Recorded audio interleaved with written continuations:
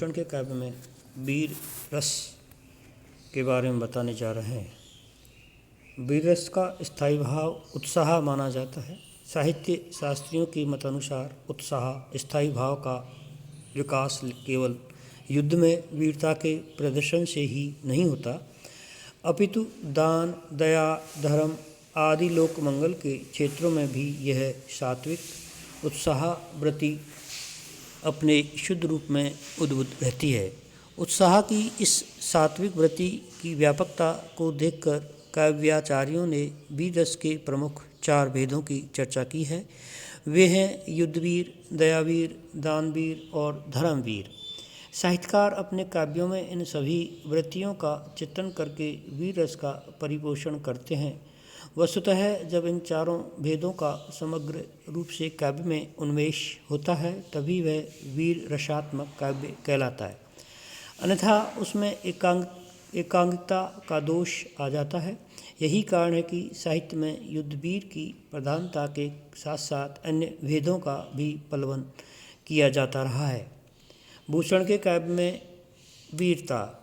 यद्यपि भूषण के काव्य में प्राय सभी रसों का वर्णन मिलता है, किंतु उसमें प्रधानता वीर रस की है।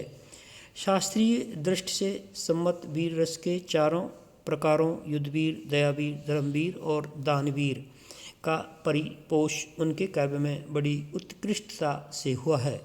फिर भी उसमें युद्धवीर की प्रधानता है। भूषण ने युद्ध वीरता के जो चित्र अंकित किए हैं उनमें रस परिपाक अपने पूर्ण उन्मेष को प्राप्त होता हुआ दिखाई पड़ता है।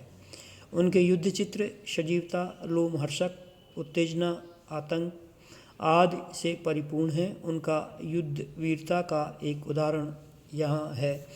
छूटत कमान और गोल तीर बानन के होत मुश्किल मूर्छानहु की ओट में, ताही समय शिवराज हुकुम के हल्ला कियो, दावा बांधी पर्यो हल्ला वीर भट जोट में।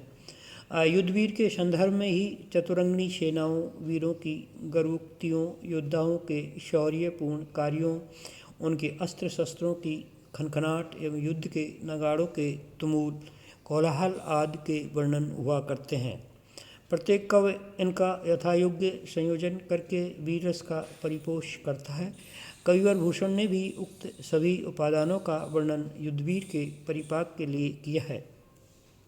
ऐसे कई उदाहरण हमें उनके काव्य में मिल जाते हैं। इस दृष्टि से युद्ध क्षेत्र में शत्रुओं का संहार करने वाली महाराज छत्रसाल की तलवार का वर्णन द्रष्टव्य है।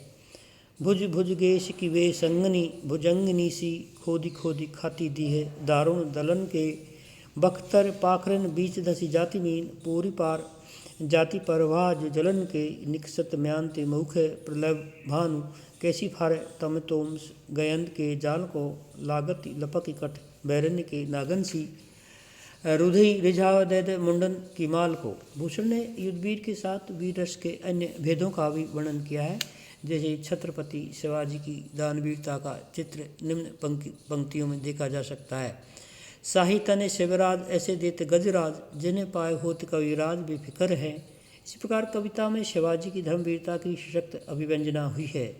वेद राखे विदित पुराण राखे सारियत, राम नाम राखे आनी रसना सुघर में, हिंदून की चोटी रोटी राखी सिपाहीन की, कांधे को जनेऊ राखे माला राखी घर में, मीर राखे मुगल मरूर राखे पातशाह, बैरीपति राख्यो वरदान राख्यो कर में, राजन की हद राखे तेज बल शिवराज, देव राखे देवल स्वधर्म राख्यो घर में।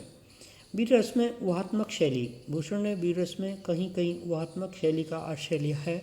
भूषण वीर रस के वर्णन में चमत्कारवादी होने की अपेक्षा परंपरा से अधिक सचेष्ट लगते हैं।